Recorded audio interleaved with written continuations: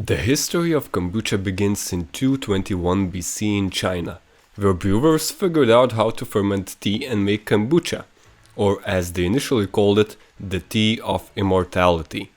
The name kombucha is believed to have originated from a doctor called Kombu, who brought the method of making kombucha to Japan. Though another likely origination of the name is from the Japanese language, where words for kelp, kombu, and tea, cha, combined make the name kombucha. If you're wondering why it's called kelp tea, then you haven't seen a SCOBY, which is the colony of bacteria that is used in the making of kombucha. You can sometimes find traces of SCOBY in kombucha. It's one of the indicators that you're drinking the real deal. It took kombucha a lot of time to spread around the world. There is some historical evidence that kombucha was spreading throughout the ages through different trade routes, but the real spread started surprisingly late in the early 20th century. Once kombucha came to Russia and Germany, it started spreading from person to person, as the SCOBY is quite durable and you can grow more and more of it every single batch and share it with your neighbor. Then, after World War II, kombucha dipped in popularity because of tea and sugar shortages and re-emerged in the 90s. Since then, kombucha has had massive success, though there were minor hiccups in 2010. In the US, regulators hold the sale of kombucha as some brands had more alcohol content than what was allowed for non-alcoholic beverages, as during the fermentation process, one of the byproducts is alcohol.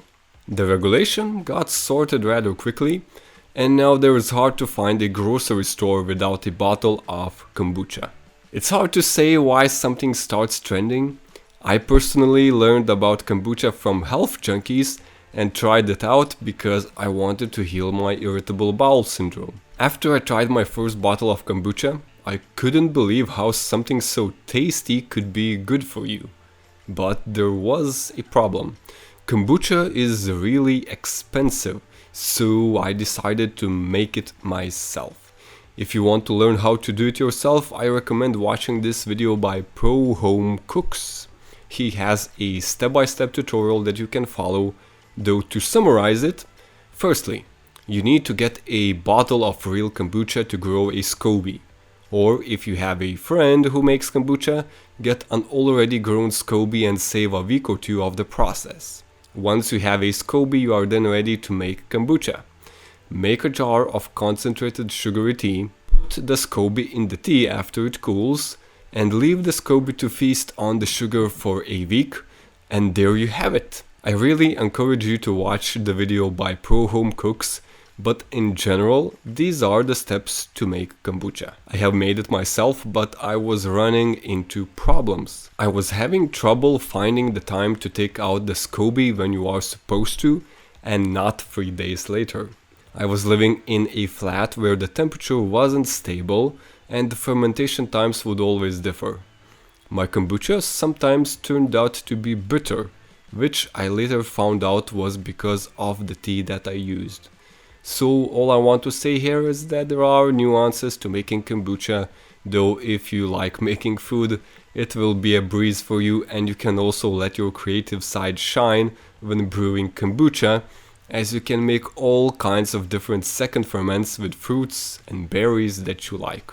Though, if you are more like me, that you cook just for survival and you don't mind paying the premium price of kombucha, here's how to get the real deal in the store.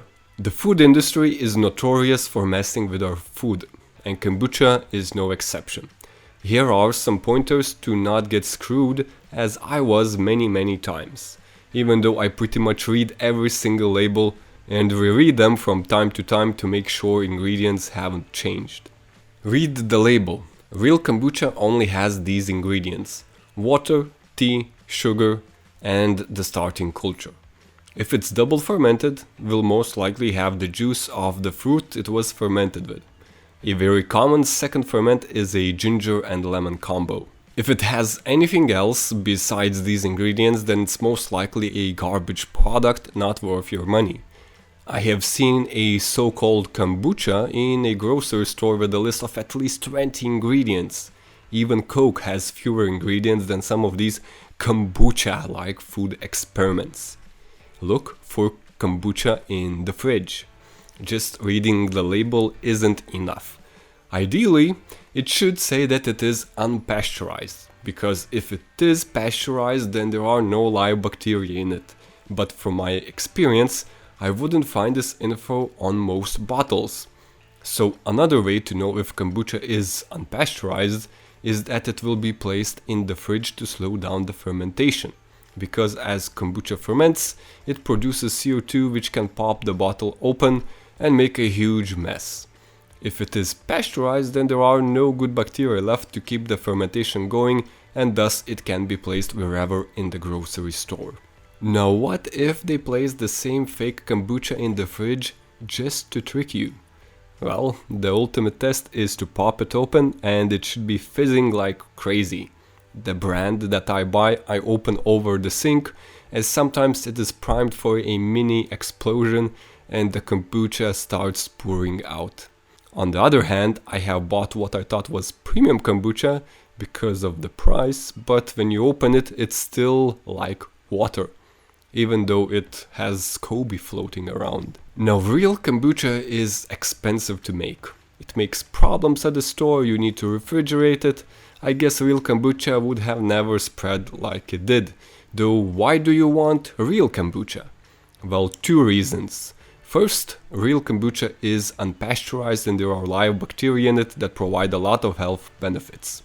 Second, real kombucha has no food additives that are harmful to your health and could negate anything good you are getting from kombucha. Now that we know that we need real kombucha, let's talk about what health benefits it brings. First, let's take a look at the composition of kombucha. It has acetic acid, which we find plentiful in apple cider vinegar, and why it has all its health benefits. Though in kombucha there is far less acetic acid. Acetic acid alone has natural antibiotic properties, helps regulate blood sugar and manage diabetes, aids in weight loss, improves heart health, and can help with skin issues. Kombucha contains B vitamins like B1, B2, B6, and B12, and there are numerous benefits of these vitamins alone. They help with cognitive health, stress, getting to sleep, skin issues, fatigue, inflammation, preventing cancer, and anemia. Kombucha also has vitamin C that helps prevent oxidative stress, boosts immune function, helps with fatigue, and improves nerve function. Obviously, because kombucha is made from green tea, it has green tea polyphenols and all the green tea benefits that come with it, like improved brain function, increased fat burning, a lower risk of cancers, helps with cardiovascular health, and more. Also, kombucha contains small amounts of minerals like iron, copper, zinc, manganese, and nickel. Being deficient in any of these can lead to serious diseases, as all these minerals are important in all kinds of bodily functions, like forming hemoglobin, hormonal activity, lipid metabolism, forming connective tissue, making blood clotting factors, and sex hormones, and much more. Lastly, kombucha is full of probiotics. These bacteria can improve many aspects of health, including digestion, inflammation, and even weight loss. A combination of all these factors really makes it the tea of immortality. Now, there are some cons of kombucha, like it still has sugar and can have a lot of it if it isn't fermented long enough. Or on the other end of the spectrum, if you ferment kombucha too long, it can have quite a bit of alcohol.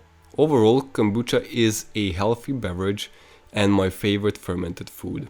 I can barely take the taste of sauerkraut or pickles, but I could drink kombucha all day long. Maybe yogurt and kefir could compete, but since I have trouble digesting milk, I'm far better off drinking kombucha. All in all, I love that kombucha has spread all over the world, and even though the food industry is taking advantage of the trend, There are also a lot of brewers being born that make real kombucha and promote a healthy drink that otherwise people wouldn't have discovered. Do you enjoy the taste of kombucha? Or maybe you haven't tried it? Let me know in the comments below.